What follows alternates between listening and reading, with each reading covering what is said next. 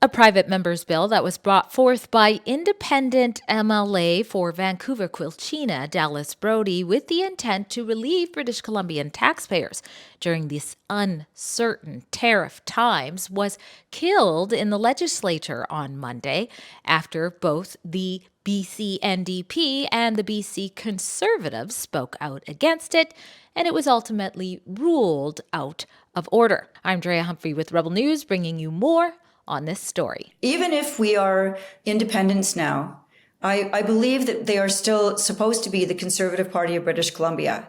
And these are fundamentally conservative principles. Smaller government, less regulation, lower taxation. I mean, these are simple. We followed all procedures as required by the clerk, and we worked with the clerk and her office to put this through in a way that met all requirements.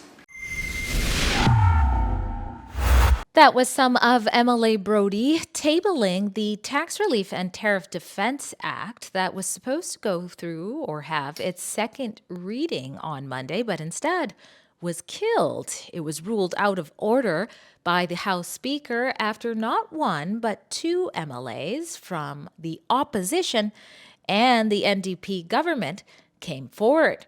The first to speak out against the bill was BC NDP's Mike Farnworth. Mr. Speaker, Section 35(1) of the Constitution Act reads, and I quote, "The existing Aboriginal and treaty rights of the Aboriginal peoples of Canada are hereby recognized and affirmed." Mr. Speaker, government has not sought sanction of this clause, nor would government grant sanction to a private member.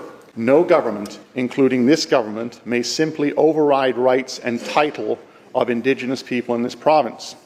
I ask that you provide a ruling on the admissibility of Bill M204 at your earliest convenience prior to its scheduled second reading later this morning. Quick to chime in after that was Kamloops Centre's BC Conservative Peter Milobar, who had this to say. As the House Leader for the government rightfully pointed out, that Standing Order 76 says any bill affecting the Constitution must be introduced by a member of the government or with the sanction of the government. It sounds very clear that the government is not sanctioning any potential changes to Section 35 of the Constitution Act of Canada. You know, Mr. Speaker, when private members' bills are brought forward, all private members that bring them forward, I think, hope to see them actioned. And so when we see things like the perinatal and bill being actioned, or at least moving through committee stage, that's an important day for opposition to continue to hold that standard, to bring the impetus to government, to hopefully bring forward more legislation to the floor of this place and action it, more importantly. That only happens when legislation is brought forward by the opposition or by others within the opposition, where it's actually deemed to be in order to keep the credibility of the process in place and moving forward. After the backlash before the second read or any debate, Ms. Brodie had the following to say. I would start by saying that, first of all, nothing in this bill affects any provision of the Constitution Act of Canada, 1982, and it does not infringe on any Aboriginal rights. This bill specifically says that this does not infringe on Aboriginal rights as contained in Section 35 of the Constitution Act of Canada. We have also consulted with one of Canada's leading Aboriginal law scholars when we were drafting this bill, which, by the way, does meet high thresholds. I'll come back to that in a minute. Who has confirmed that this bill does not affect anything that's laid out in the Constitution. I would also like to respond to some of the comments regarding procedures that were followed by us in putting this, by myself and by our team in putting this matter forward. We followed all procedures as required by the clerk, and we worked with the clerk and her office to put this through in a way that met all requirements. I caught up with MLA Brodie to discuss what took place in the House further. What does she make of the bill being tossed before second reading? What does she make of the critique that some said that the power grab that David Eby is trying to get in Bill 7 was also being applied in that bill as well? And what does she make of the BC Conservatives saying no? Here's what she had to say. Now, it would have been the second reading of your tabled bill, but surprise, surprise, it was killed. It was shut down by both the NDP and the BC Conservatives on the grounds that it was out of order. Yes. Before we dive into that, though, for those who maybe didn't catch our last report or are not up to speed, tell us what the intent behind this bill is for those who didn't already grasp it from the title. Okay, so this bill was going to give a dramatic tax reduction to British Columbians. Anyone earning less than $100,000 would get a 50% income tax rate reduction, and anybody earning over $100,000 would get a 25% income tax rate deduction, and all businesses would also get the 25% rate reduction as well. The other part of it was provisions that allowed for a dramatic reduction in red tape, that the government could basically use its powers to go around environmental obstacles, consultation obstacles, and any other types of undue procedural obstacles that were existing in BC law, so that they could allow resource sectors, infrastructure projects, and other public projects to get rolling much more quickly. I mean, for example, for mines, for example, right now the average time to get a mine going from start to finish is averaging 12 to 15 years.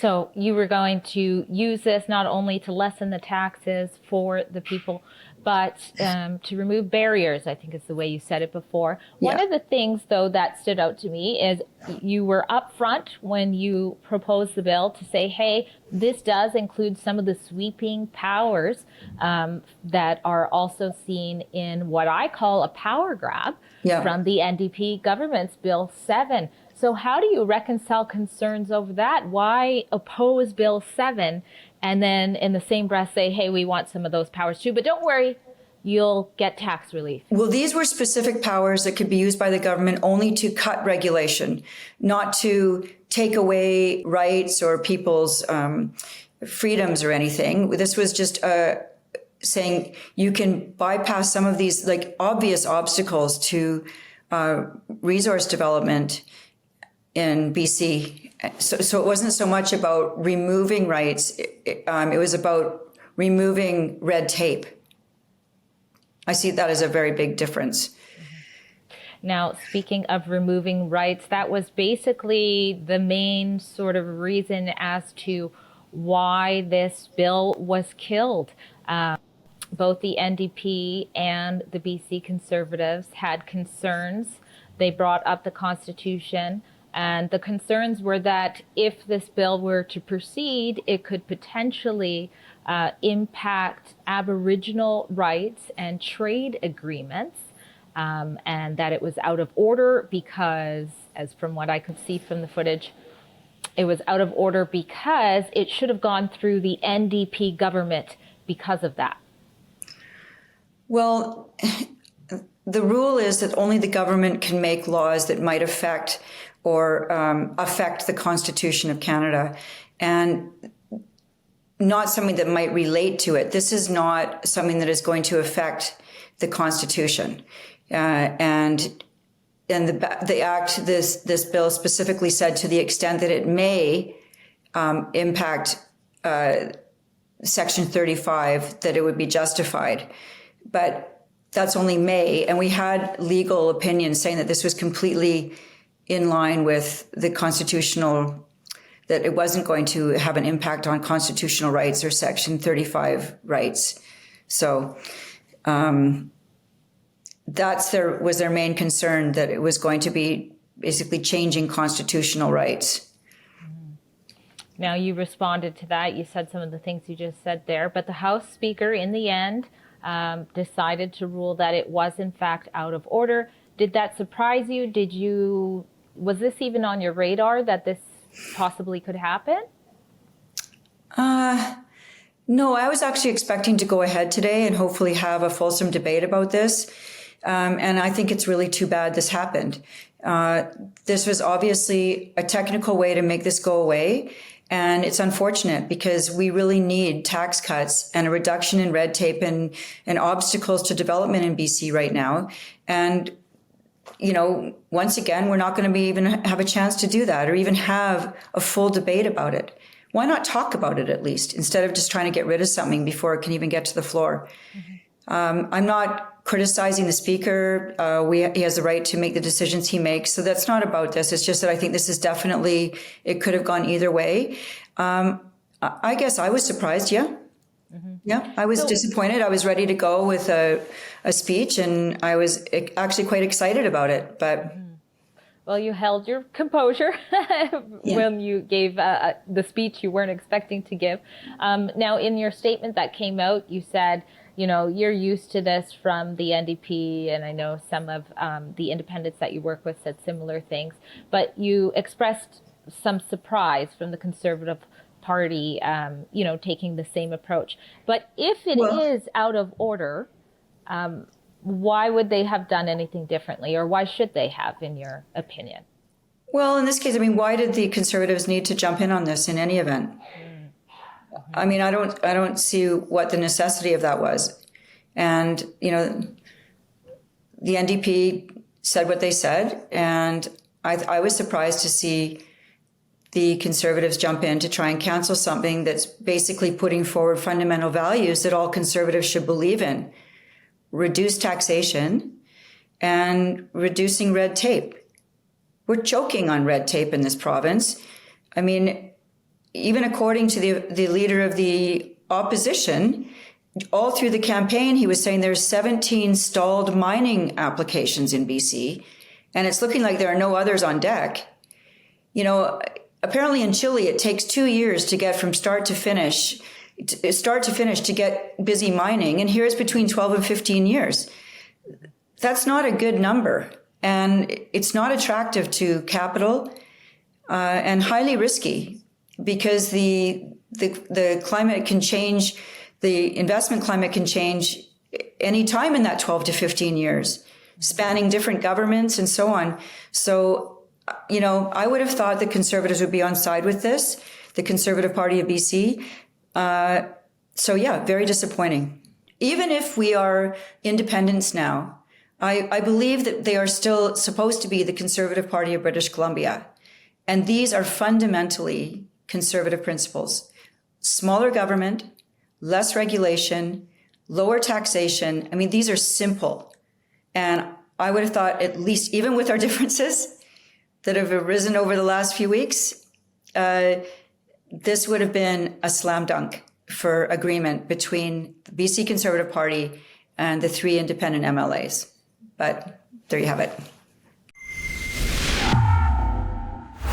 To keep up to date with more coverage of BC politics, go to our special website called bcleadership reports.com.